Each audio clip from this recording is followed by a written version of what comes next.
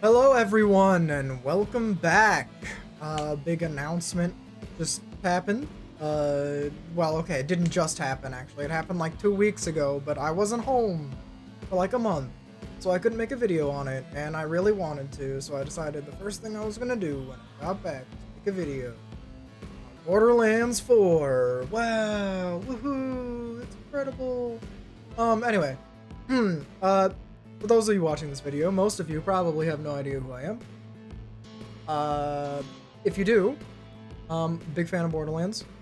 Got like hundreds and hundreds of hours in Borderlands 2 and 3 and some in Borderlands 1. You know, it's okay.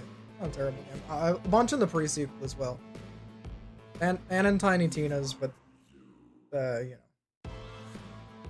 know. Tiny Tina's was also kind of mid, but, you know.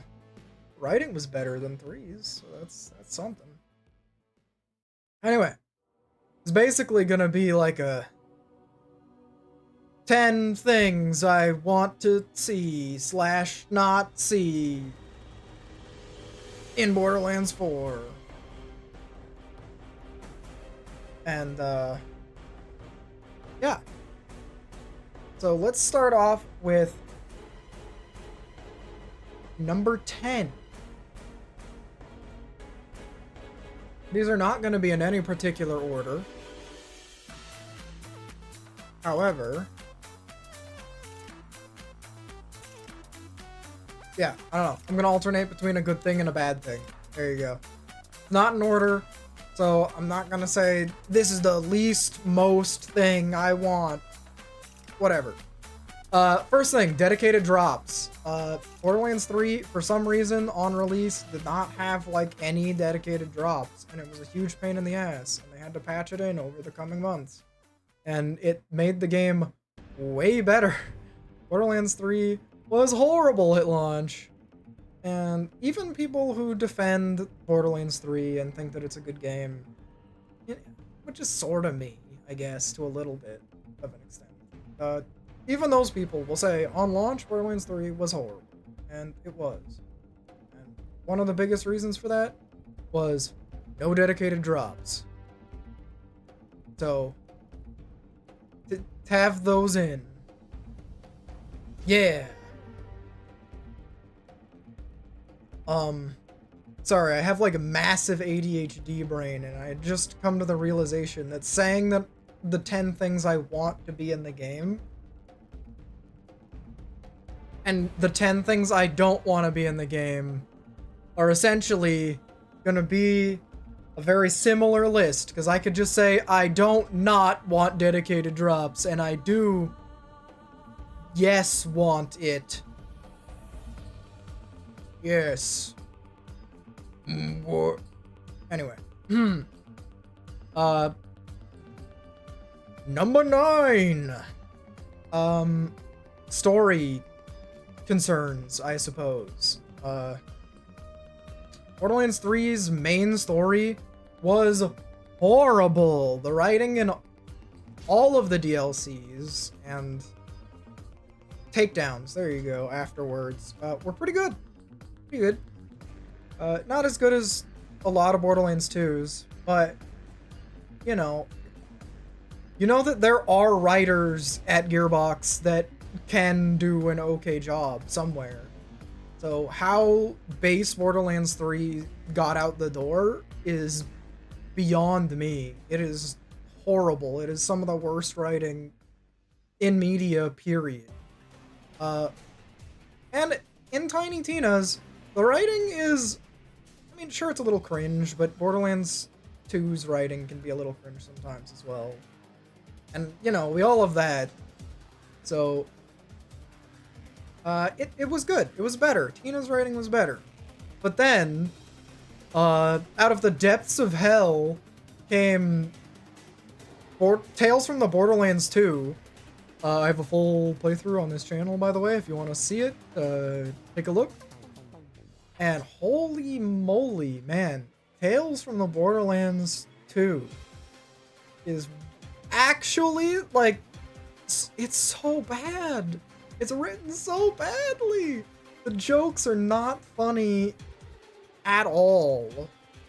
Like, nothing about it is funny, and it's just, it tries so hard to be funny too, that the parts of the writing that's supposed to like tell a story and like do world building and, you know, talk about things that are supposed to not just be fart jokes are just horrid. They're just written so badly.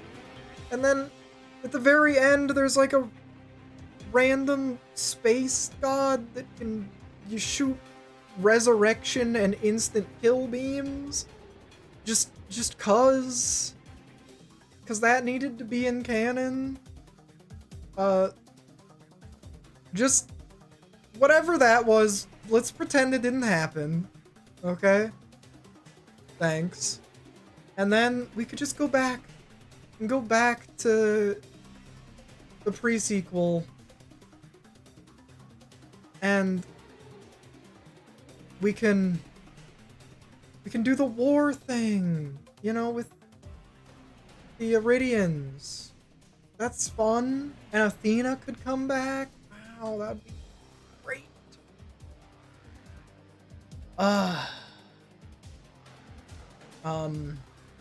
Anyway. Yeah, those are my story concerns, I suppose. Have a good story. Number 9. Alright. Number 8. I don't think this one's gonna be too controversial or anything, but no slag. Slag sucks. It's one of the only reasons that Borderlands 2 isn't like a 10 out of 10 masterpiece, is because slag sucks. Yeah, don't add it. And don't add like a version of slag that's actually slag either. Just don't do it. I suppose, actually, before I move on to 7, I should continue this line of thinking and go, the dark magic damage type from Tina's is awesome and cool. Gives you like lifesteal and stuff. Add that. I like that. That's good. Also, cryo, good damage type. I like being able to freeze enemies and then do extra melee damage. It's a good damage type. Nuke or whatever from BL3, kinda hugely mediocre and boring. So that doesn't have to come back. If it needs to come back, fine. But we don't need it. Explosive is a damage type. There is no reason for nuclear to be a damage type. Unless you rework it, you could do that if you wanted, but don't. I don't care. I think most people don't. Shock fire, corrosive, the dark stuff, and cryos sounds good to me. Alright, cool. Number 7. Oh, right. I almost forgot. Don't add anointments to the game! Holy cow, dude. Like, I love farming for stuff in Borderlands games. Okay? I do. I love farming for stuff. That goes with the dedicated drops thing. But if I had defeated an enemy, like in Borderlands 2, for example, I defeat an enemy like, I don't know, 20 times. He drops his legendary. It doesn't have perfect parts, but you know what? I'm like, cool, whatever. I could farm it again and get better parts, and you know, that is fun. I think the drop rates in Borderlands 2 are slightly too low. The fact that you can get under-leveled gear in Ultimate Vault Hunter also is beans and shouldn't be a thing. And you know, maybe if the odds of better parts would go up at higher levels would be nice, but I digress.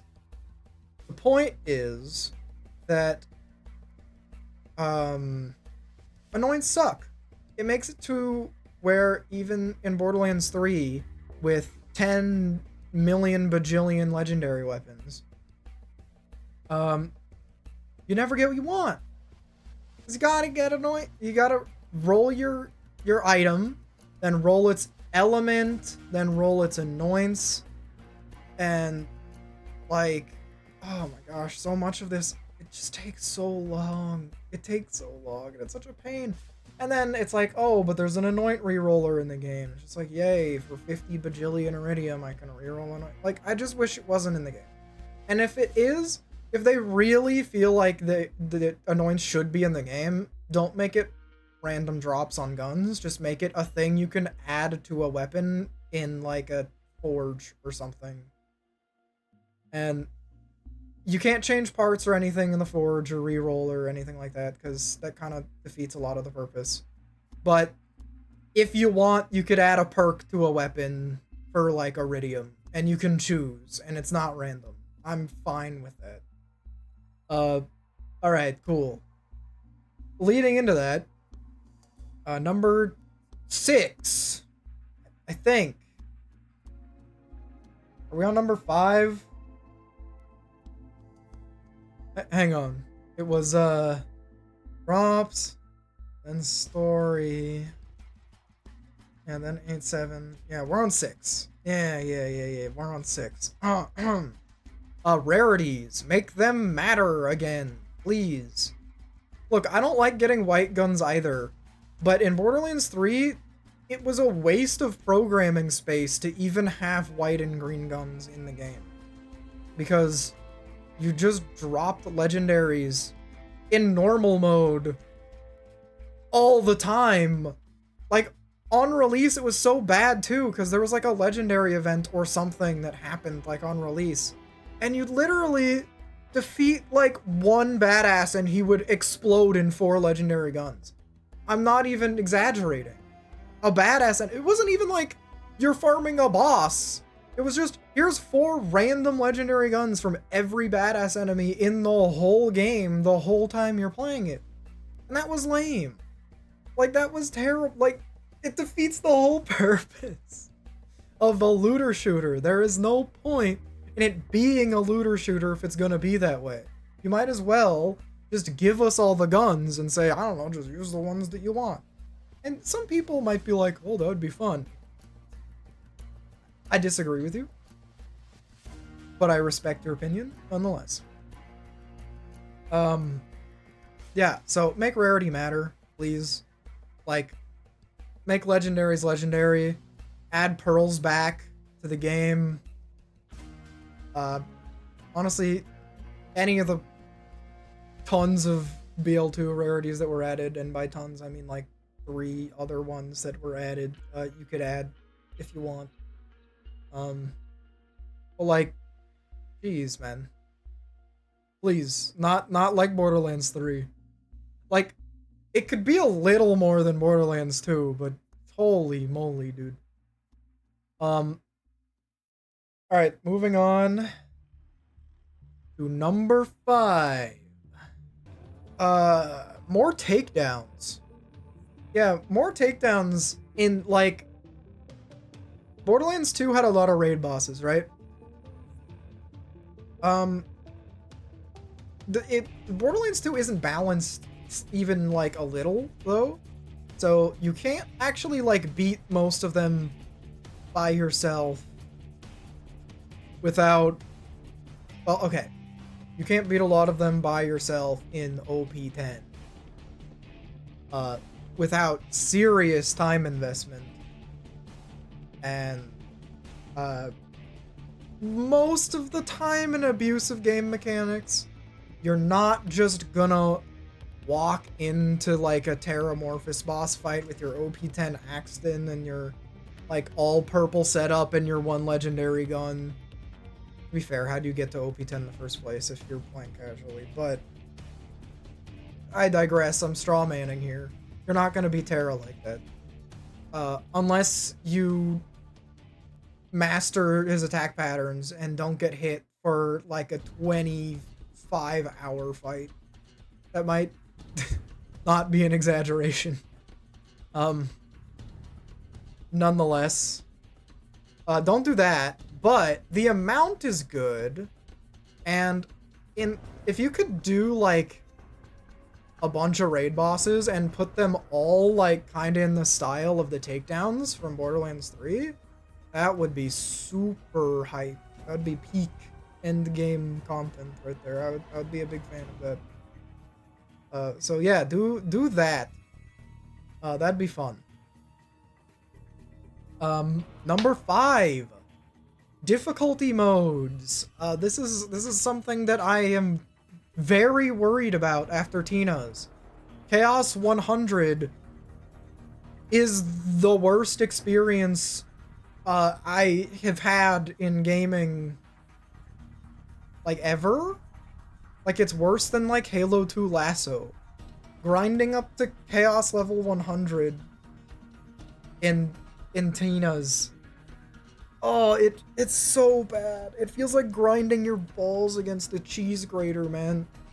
It takes so long. And it's not, like... It doesn't feel rewarding, either. It just feels like garbage. Because your reward for beating the harder and harder modes... I mean, technically you get a reward, right? There's like a enchantment thing in that game that goes up as your chaos levels go up. But the only thing to use them on is more chaos dungeons. And you don't want to even play the chaos dungeons because they suck. I mean, okay, they don't suck that. If you buy the DLCs, some of the chaos dungeons have some of the DLC stuff in it. And then they have like enough variety to be like kind of actually fun to play. But at high enough chaos levels, it's not fun to play because it's literally just fight for your life meta. You're just down the whole time. It sucks. I do not want a difficulty level in the new game that is, if you get shot one time, you die. And you have to shoot an enemy like for 10 straight minutes to get through its health regen to kill it. Unless you are using like the B plus the Pimpernel or something. I don't want this. Please. I do, however, I mean, I don't like the way Mayhem was set up. Screw Mayhem. Mayhem 11's okay, whatever. But I much prefer the way it's done in Borderlands 2 in the pre-sequel, where you beat the game, then you do True Vault Hunter, then you beat the game and you do Ultimate. I like that.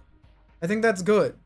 The start the game at True Vault Hunter thing in Borderlands 3 doesn't, like, make any sense. Because it doesn't, like, mean anything. Especially because the Mayhem levels are separate from it. It's just stupid. Don't do that again. Just make Ultimate Vault Hunter mode a thing. And then once you beat it, you can go to, like, OP 1. Or, like, Mayhem 1 or something. And then you can play the game like that. And that's the final thing. You're done. There's no more. You don't... This... OP 10, Mayhem 11, like, Chaos 100 is all... It's all dog shit. Don't do it. To be fair, when it was OP 8, it wasn't that bad. But even still, like, it was too much. It was not fun. Like... Bleh. Anyway. Yeah, don't fuck up difficulty levels. Number 4? I think? Yeah? Number 4? Borderlands 4? Number 4, I want to see more... like, more little details in the game. More fun little, like, Easter eggs and things like the Lascaux in Borderlands 2. And, like, the Lord of the Rings Easter egg and... Like... I don't know, like, rocket jumping... and, like, grenade jumping and things like that. Like, all those, like, little texts and little details and little things... like in Borderlands 2 that are just so, I don't know, they just make the game like so much more interesting and feel like people really cared about the game. like the hidden like QR codes and shit, and all the like weird stuff you can do for bar. That's all pretty sick. Let's see. Number 3. This one's pretty important. I like getting uniques from as quest rewards, or at the very least getting things I can grind after a quest, like Doc Mercy or whatever.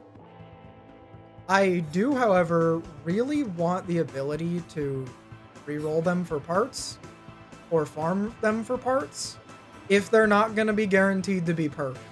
If they're guaranteed to be perfect, I don't care.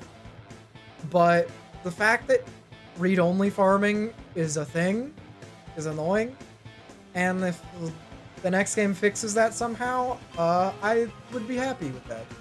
So, you know, just let me re-roll the quest reward, or maybe if you do the quest, you could just repeat the ones that give you unique guns if you want. Or maybe you could just use some money to re-roll it. I don't know. I mean, give me something in that regard. Let's see. Number 2. I want to see more characters. Instead of... Okay, not instead of, actually. You know what? I'm a greedy little bitch. In Borderlands 3, I loved seeing 4th skill trees. They should have 4th skill trees. And they should lower the max level to, like, 69 again. Or just have it be 72 like it was in BL2. Don't have it be too high. And then have 4 skill trees. And then make it to where, like, your build differences actually mean something. And you're not just getting all the good skills that you can possibly get because you are, like, level 90 and there's 85 skill points you can allocate in the tree. You know? I don't know. So, I would love to see... Actually, it would be great. We start with 4 characters.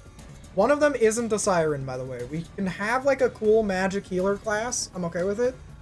But them being a Siren, when we're at where we're at with the lore right now, doesn't make any sense, especially if they're a new character. So don't make them a Siren. Because I don't want you to rewrite the Siren lore. Or if they are a Siren, just, I don't know, have them be like Maya again, and say that the Borderlands 3 story didn't happen. I don't really care. Well, I do care a little bit. I care about continuity, but, like, when things are super bad, just, like, I don't know. Make them less bad.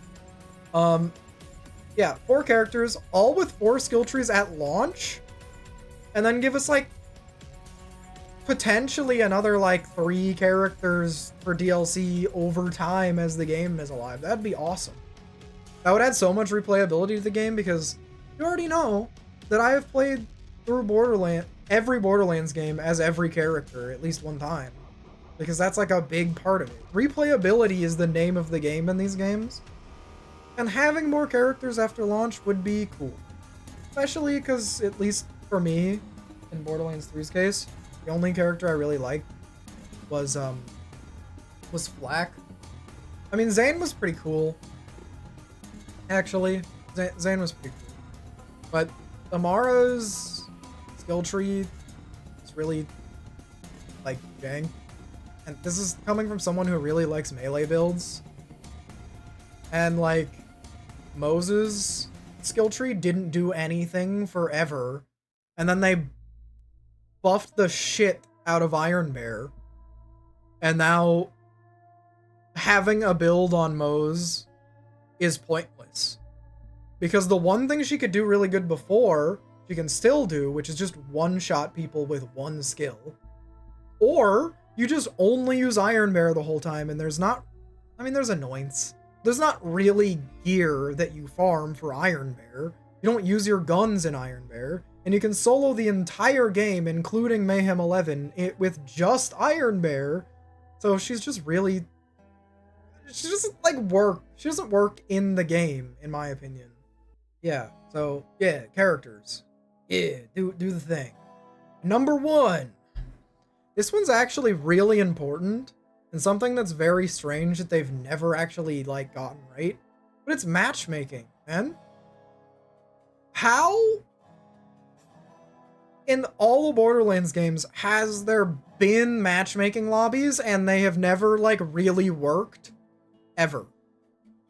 Like, how much more would you play, or, like, how much more fun would the game be if when you went to a raid boss, for example, let's say it's these cool raid boss takedown hybrid things from, like, Borderlands 2 and 3 I was talking about earlier, and you can go and start that, and then you have the option, like, hey, do you want to search for other players who also want to do this, and they'll join your lobby and they'll be around your level, and then you're like, yeah, that sounds like fun.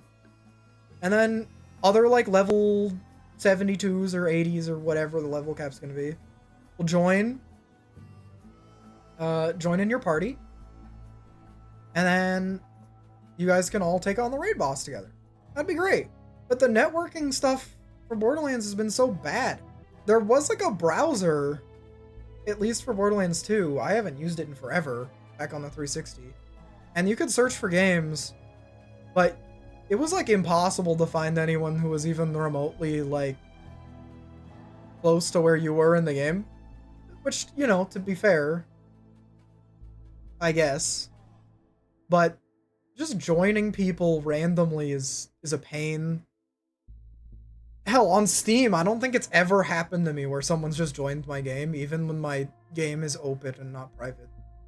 But back when I played on the 360 and Borderlands 2 first came out, if you played with your game open, people would join you sometimes. But they'd usually be, like, hackers that were, like, level 80. Or, I guess, 72 at the time. Actually, even lower than that. Max level for Borderlands 2 when it first came out was, like, what? 50? Then it was 61, then 72, or something like that. Nonetheless, it was a mess. There was a lot of people doing flesh stick farms, though, and that was kind of fun. But yeah, if you can make the online features better, like, that'd be awesome. Like, turn Borderlands into, like, a MMO light. Don't actually make it like an MMO, because no one actually wants that. Make it like, I don't know, more like Monster Hunter, I guess. And people might be like, oh, but it's pretty similar to Monster Hunter and its online stuff. And it's just like, yeah, that's why I'm comparing the two. But I just think Monster Hunter's works better, because you can just do things a lot more conveniently. So, yeah, I don't know. That's my top 10 things. Alright. Thanks for joining. I'll catch you guys next time. Peace out.